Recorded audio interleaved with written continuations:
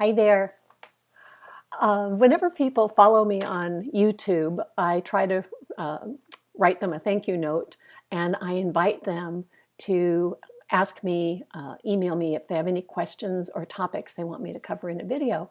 And one very kind man sent me a whole heap of requests. One of them is for me to talk about my favorite or most important teachers and how they've influenced my life and my work and why. And in this moment, the first one who comes to mind was a literal teacher, my fifth and sixth grade teacher, Mr. Houghton. Mr. Houghton was one of those amazing teachers who really saw students.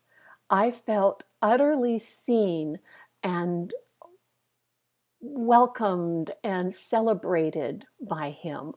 And in fifth grade, after the first couple of weeks, he handed me the math book and said, I want you just to work through this at your own pace. I was over the moon. I had so much fun. I just tore through that book. I would do, I don't remember if it was broken into chapters or exercises or assignments, but every day during math, I would just work through it. And I'd go home at night and I'd work on it. And I had a blast. It was the best time I have ever had in school. So Mr. Houghton taught me the value of seeing each other, of really seeing each other. And he gave me the gift of being seen. And it wasn't that it made me feel smart. It made me feel, I guess, powerful. It made me feel empowered. He showed me that I was a capable learner, and that was a huge, huge gift. The most recent teacher in my life is a man named Sydney Banks.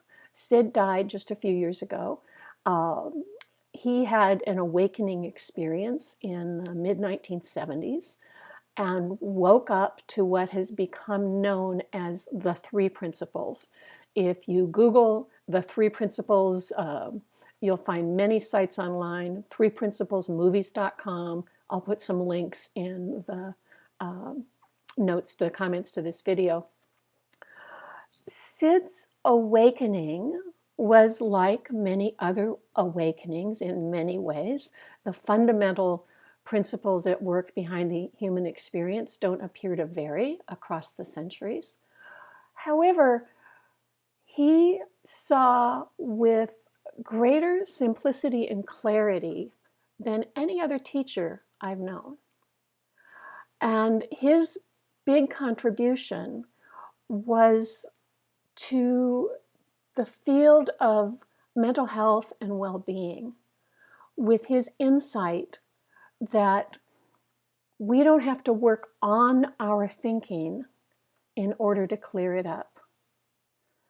That if we can simply see that we're producing our experiences, including whatever troubling disturbances we're having, the moment I can see that I have thought that up, that I have dreamed it up, and that the thinking and dreaming are part of an ongoing flow, then I don't have to feel jerked around by it. I can see through the veil of my thinking. I still have the thinking. I have sad days, I have mad days, I have fearful days, but now those days feel to me more like being on a scary circus ride or carnival ride. I don't like heights. And so it might be like being on a roller coaster or a Ferris wheel with really jerky cars up at the top. And I'm feeling really afraid. And yet at the same time, I know that I'm perfectly safe in my seat. I'm in the middle of a scary movie. And yet on some level, I can see the theater and I'm safe in my seat. So Sydney Banks has been the most influential teacher overall, because his insights have included all the prior spiritual insights that I've learned and studied, and taken them to a degree of simplicity and clarity that's like nothing else I had known before. So there's my 5th grade teacher and the teacher I discovered in my mid-50s, and many others in between. I studied with Byron Katie. I think her work is tremendous. And I'm often asked to compare Katie's work with Sid's.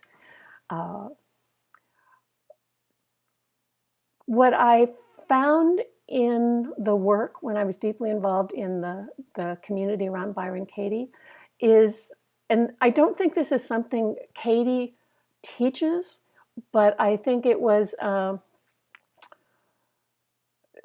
product of teaching percolating through a whole community and a culture that developed.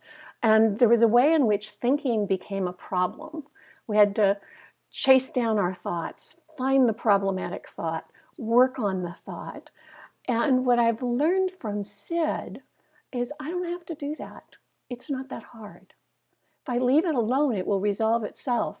If you watch many of my older videos, you'll see that fundamentally the message I have is everything sucked, it was really hard, it wasn't real, and it passed. And I live more and more in the confidence that it's not real and it's passing.